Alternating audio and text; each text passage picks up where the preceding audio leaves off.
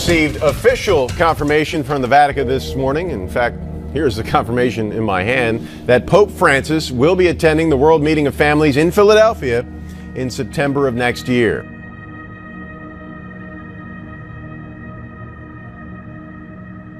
The breaking news about the Pope this morning. The Pope has officially announced he's coming to Philadelphia next September. September 25th, to be exact. Put it on your calendar.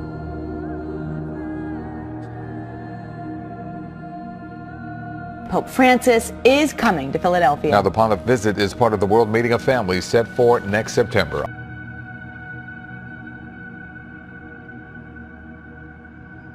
Plans have been in the works for this trip for months, but it just now became official. This will be the Pope's first visit to the United States, and again, he's coming to Philadelphia. Pope Francis made the announcement in Rome during his opening remarks at a meeting sponsored by the Congregation for the Doctrine of the Faith.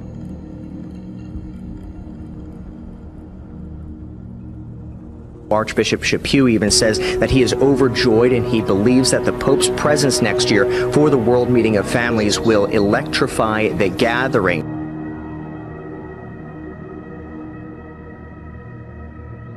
Breaking news from Pope Francis this morning announcing he will visit the United States. The historic trip will include a stop in Philadelphia. And I beheld another beast coming up out of the earth, and he had 2 horns like a lamb, and he spake as a dragon.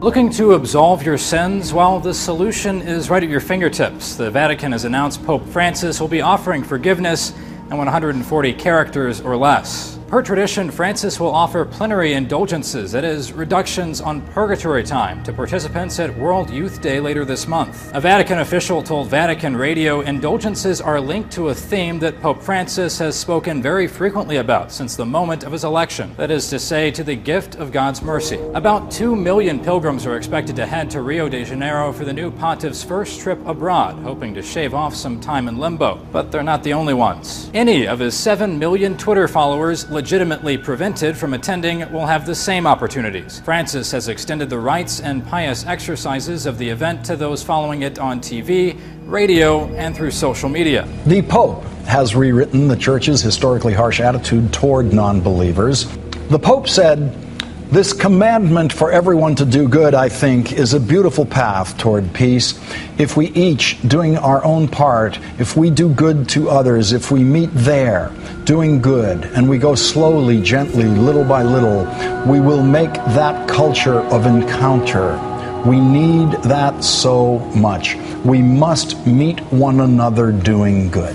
Good news for all you atheists out there. Jesus is still going to redeem you. During his homily at Wednesday Mass, Pope Francis emphasized the importance of doing good as a principle that unites all humanity. In his sermon, he said, "The Lord has redeemed all of us, with the blood of Christ, all of us, not just Catholics, everyone, even the atheists, everyone." I'm fairly exhilarated that the Pope is taking a stand that science is science, religion is religion, and you can have religion and still understand science, that it's important that people understand evolution. You can have a complete understanding of evolution and still accept God. Pope said today that God is not a magician with a magic wand. Evolution and the Big Bang Theory are real. The Pope said, quote, "When we read about creation in Genesis, we risk imagining God as a magician with a magic wand able to make everything. But that is not so."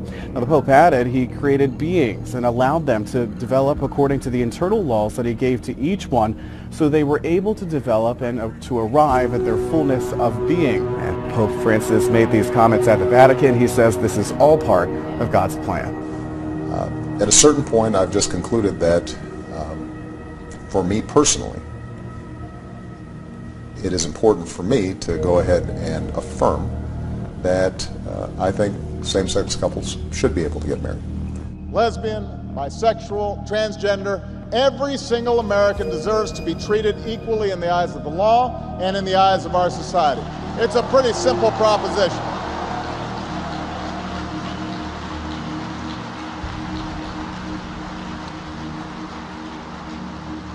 I vowed to keep up the fight against the so-called Defense of Marriage Act. There's a bill to repeal this discriminatory law in Congress. and I want to see that passed. But until we reach that day, my administration is no longer defending DOMA in the courts. I believe the law runs counter to the Constitution, and it's time for it to end once and for all. It should join Don't Ask, Don't Tell in the history books. And he shall speak great words against the Most High, and shall wear out the saints of the Most High, and think to change times and laws. And they shall be given into his hand until a time and times and the dividing of time.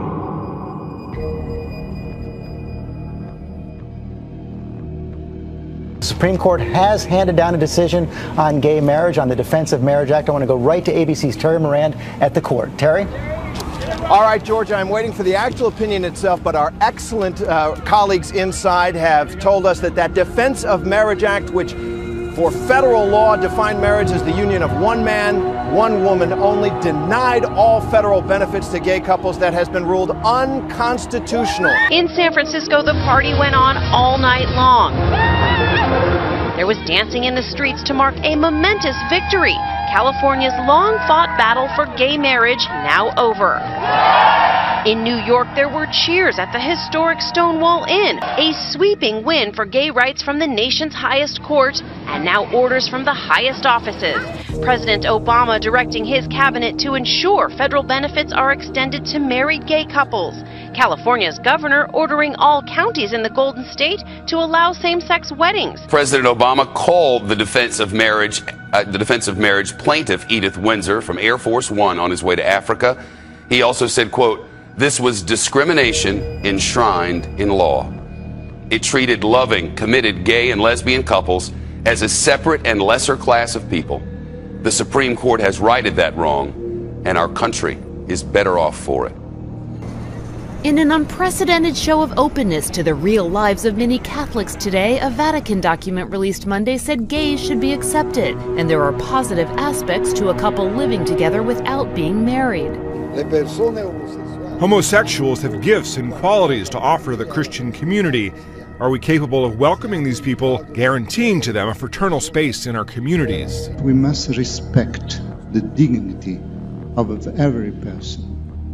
And the fact to be homosexual doesn't mean that this dignity must be not recognized and promoted. For heterosexuals, the bishop said civil weddings and cohabitation should be accepted with the aim of helping the couple commit eventually to a church wedding. Bishops clearly took into account the views of Pope Francis, who has urged a new tone of welcome for the church.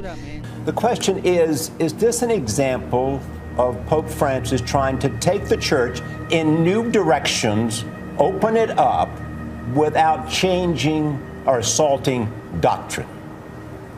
Yeah, that's a good way to put it, Charlie. I'd say you're on to something. Pope Francis has the challenge that any successor of St. Peter, any pope would have, namely how to be true to the timeless, unchanging teaching of the church, but yet trying to find creative, fresh, invigorating ways to present it.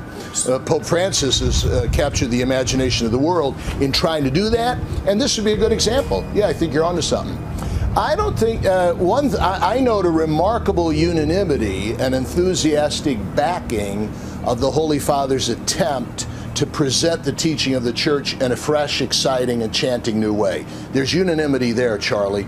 Cardinal, this report, which was written by a committee handpicked by Pope Francis, I've read through it. It's 11 pages, and I want to go specifically to the parts that have become so controversial. There is a section that says, welcoming homosexual persons, and it says this: homosexuals have gifts and qualities to offer the Christian community. On the eve of the next Supreme Court term, the annual Red Mass held in Washington today. The Catholic service is held to bless those responsible for the administration of justice. It dates back to the Middle Ages. It's called the Red Mass because of the color of the garment once worn by judges. Supreme Court members have been attending the Red Mass here in Washington for decades. When this week began, same-sex marriage was legal in 19 states. Now, because of the Supreme Court's decision not to review the ruling of several appeals courts, same-sex marriage may soon be legal in 35 states. There is news from the Vatican tonight, widely described today as something of an earthquake for the Catholic Church. It involves a global gathering of bishops, including the Pope, held behind closed doors, and what could be a dramatic shift in the church's thinking on the acceptance of gays, and separately, how to minister to divorced and remarried Catholics. The Francis Effect and his vision of a more inclusive church embraced today by the Catholic bishops. In a statement one observer describes as the church thinking out loud, the bishops take a new, merciful tone to disaffected Catholics, writing homosexuals have gifts and qualities to offer to the Christian communities. Last year, famously saying about a gay person, Chi sono io per giudicarla? Who am I to judge? Ms. Rivers, how are you? You made a ton of news officiating the wedding in New York yesterday. Is this like a new cottage career move for you? I am so excited. Good. And I should do very well because I don't charge. And do you think that the country will see the United States will see the first gay president or the first woman president? We already have it with Obama, so let's just calm down. Got it. You know Michelle is a trans. I'm sorry, she's a what? A transgender. We all know. Oh my gosh. Oh gosh. It's okay. Secretary Panetta, thank you for your introduction and for your extraordinary leadership. To members of Congress, Vice President Biden, members of the Joint Chiefs, service secretaries, distinguished guests, and men and women of the finest military in the world. And most of all, Admiral Mullen, Deborah, Michael and I also want to acknowledge your son Jack, who's deployed today. All of you have performed extraordinary service to our country. Hi, Tara. Oh, hi, Joan. What's up?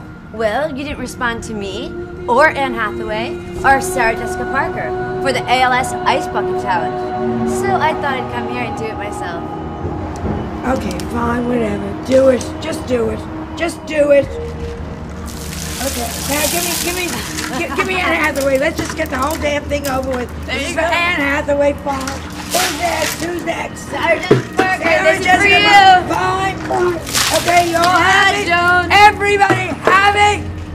And turning now to a health crisis for one of America's most iconic and prolific comedians, Joan Rivers rushed to a Manhattan hospital during a procedure at an outpatient clinic. She is now listed in critical condition. There is breaking news now on Fox News Channel. I'm Shepard Smith at the Fox News deck in New York. The comedic legend Joan Rivers has died. A statement from her daughter was released just a short time ago, in fact, over the last minute. And it reads from her daughter, "It is with great sadness that I announce the death of my mother, Joan Rivers. She passed peacefully at 1:17 p.m., that's Eastern Time, surrounded by family and close friends." And he exerciseth all the power of the first beast before him, and causeth the earth and them that dwell therein to worship the first beast, whose deadly wound was healed.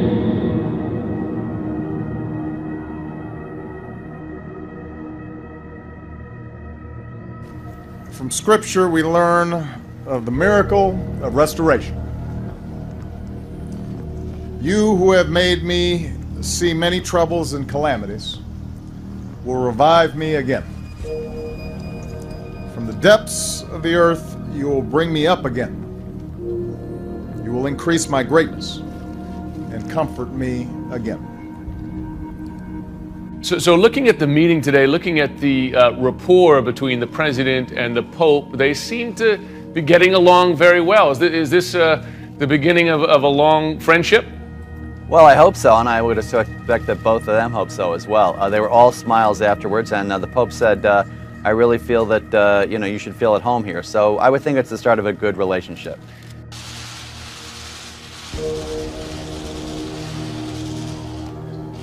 Good evening.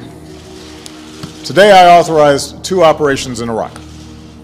Targeted airstrikes to protect our American personnel, and a humanitarian effort to help save thousands of Iraqi civilians who are trapped on a mountain without food and water and facing almost certain death. The Vatican, in a rare move, says that it will support the use of airstrikes against ISIS militants, and that breaks a long-standing position of disapproving war. They released this statement: military action might be necessary, and, quote, intervention now, before it is too late. My day started with the great honor of meeting His Holiness Pope Francis.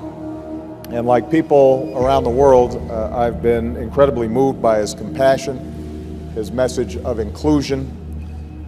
I was grateful to have the opportunity to speak with him about the responsibilities that we all share to care for the least of these, the poor, the excluded. I invited and urged him to come visit the United States, telling him that people would be overjoyed to see him.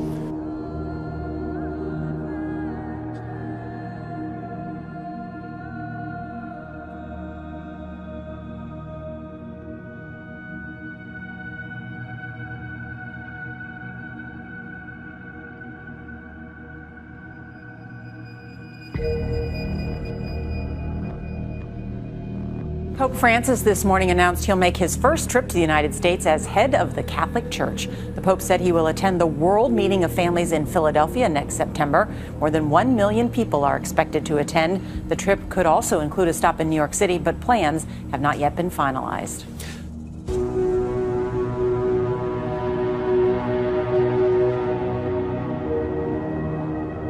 I bambini hanno il diritto di crescere in una famiglia, con un papà e una mamma, capaci di creare un ambiente idoneo al loro sviluppo e alla loro maturazione affettiva. Mi piace confermare che, a Dio piacendo, nel settembre del 2015 mi recherò in Filadelfia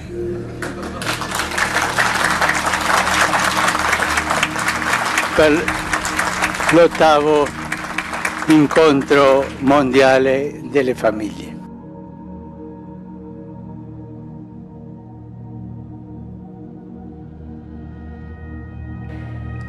The Pope is coming to Philadelphia. I teased the First Lady that First Lady of Pennsylvania when it was mentioned that, of course, our Archbishop, our great leader, could not be with us this morning. I knew that he was in Rome, and it's just, you know, it's a timing thing. It's really, really hard to get back to Philadelphia so quickly from Rome. But please give another huge round of applause to our great Archbishop, Archbishop Charles Chaput.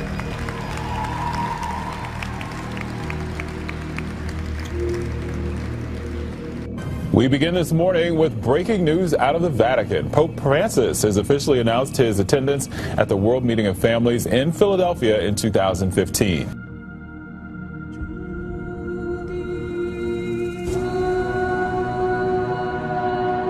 This will be the largest event in the city's modern history. Philadelphia, the big city for big events, and we could not be more excited. We often speak of our visit to Rome with the Philadelphia delegation last March. It was there that the governor had the honor of inviting the Pope to Philadelphia, and the Holy Father answered our invitation by whispering 3 words in Tom's ear: I will come.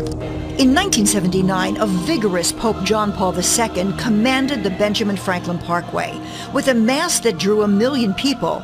The cathedral was the backdrop to a dramatic altar with a soaring cross. Pope Francis will arrive in Philadelphia more than 20 years older than his predecessor, and with an electricity that's captivating the world, with his call for mercy and caring for the poor. Paying his own bills after his election, living in simpler quarters instead of the apostolic palace, and calling on his bishops to live more humbly, have won support across the world. As the first pope from Latin America elected in March 2013, Francis's appeal to the Hispanic Catholic community is significant. It's the fastest growing community in the church, even dominating the American Catholic Church. The World Meeting of Families, Philadelphia 2015, will take place from September 22nd until September 27th of 2015. Pope Francis is expected to be here toward the end of the week. The first portion of the week is a Congress at the Pennsylvania Convention Center, and then at the end of the week there are two really wonderful big events in Philadelphia, both of which will take place on the Ben Franklin Parkway. One will take place on Saturday, September 26th, and that is the Festival of Families. It will take place right in front of the Philadelphia Art Museum on the Parkway. And that is it's not a mass, it's not a prayer service, but it's a prayerful cultural celebration, song, dance, world-class entertainment. And then overnight, the stage becomes an altar, and the Ben Franklin Parkway will be the setting for Pope Francis Mass. And that will take place on Sunday, September 27th. And that is how the World Meeting of Families will close with Pope Francis. Well, excellent. And again, congratulations, Donna. It's very difficult to put in words. I can say ecstatic, I can say joyful, thrill, all the above. But quite frankly, whatever words I use, it's probably an understatement. This is magnificent. This man has galvanized the whole world. I have had as many non-Catholic friends of mine talk to me about this Pope, about Pope Francis, and the fact that he talks about, from the very beginning of his papacy, love, respect for one another, the dignity of people. He doesn't make any distinctions one to the other in terms of faith tradition. He, like me, respects all faith tradition. This is going to be wonderful for the world. Pope Francis making his first trip to the U.S. The Vatican announcing the leader of the world's Catholics will visit Philadelphia next September. He is also expected to make stops in Washington, D.C. and New York. Chief Religion Correspondent Lauren Green is live in our New York City newsroom with more details. Hi, Lauren. Hey, Shannon. Well, it's been long speculated that Pope Francis would make a pilgrimage to the United States, but now Francis himself confirmed he will visit. The popular pontiff announced this morning in Rome that he will travel to the United States in September. And the focus will be in Philadelphia for the World Meeting of Families. It's a once every 3-year massive gathering of Catholic families being held on U.S. soil for the first time ever. Philadelphia Archbishop Charles Chaput spoke to press in Rome after the announcement. Applauded the loudest because we're very, very grateful for this opportunity. We're doing a lot of planning for the World Meeting of Families. There's great enthusiasm, but I think 90% of that enthusiasm is based on the fact that the Holy Father is going to join us. Now, Philadelphia Mayor Michael Nutter said it will be the largest event in the city's modern-day history. Our city will continue to work with and support the World Meeting of Families and the Philadelphia 2015 team with our extensive experience and knowledge of hosting big events safely and successfully. Now, the Vatican has not released an exact itinerary yet, but it's expected the Pope will also go to D.C. Last spring, House Speaker John Boehner and Minority Leader Nancy Pelosi formally invited the pontiff to address a joint session of Congress. Now, if that happens, insiders say it would be unprecedented. Francis would be the first religious leader that serves as a head of state ever to do so. Now, also, it's expected that Pope Francis will travel to New York City and deliver a speech to the United Nations to mark its 70th anniversary. Shannon? All right, Lauren, thank you so much. The Holy Father is visiting the city of brotherly love. Mi recherò in Philadelphia. Pope Francis confirmed he'll be in Philadelphia for the World Meeting of Families in September. The Holy Father will celebrate Mass again on the Ben Franklin Parkway in front of the Art Museum. And we've talked about some of the numbers, and we expect that they will be staggering. Organizers say they're planning on crowds of at least 2 million people to line the boulevard leading to the Philadelphia Museum of Art, where, of course, Rocky Balboa famously charged up the steps. Wherever Francis goes, massive crowds and surprises have followed. He often shuns personal safety to be closer to people, and he is not afraid to go off script, such as in May. He bolted from the Pope-mobile to say a prayer at the wall dividing Israel and the West Bank, causing something of an international scene. While liberals and moderates have welcomed this new Pope's message on hot-button social issues, conservatives point out the Church's teaching remains unchanged. The Pope's announcement today came during an interfaith conference at the Vatican on traditional marriage. The U.S. trip will focus on similar themes. We know as the family's under attack, and he's coming not to rally troops to become crusaders, but he's coming to encourage those who are in marriage and who feel assailed from all sides. Hey, I'm here to support you. He's not coming to condemn those who have failed, to condemn those who are living in other unions or relationships that are not traditional marriage. He's coming to give people hope. The Vatican says the details and other possible stops for this trip are still being hammered out. There is always the element of what I call the Franciscan surprise, and I think we have to be open to that. Many things are at play. Another possible step for the Pope may be the UN General Assembly, just up I-95 in New York.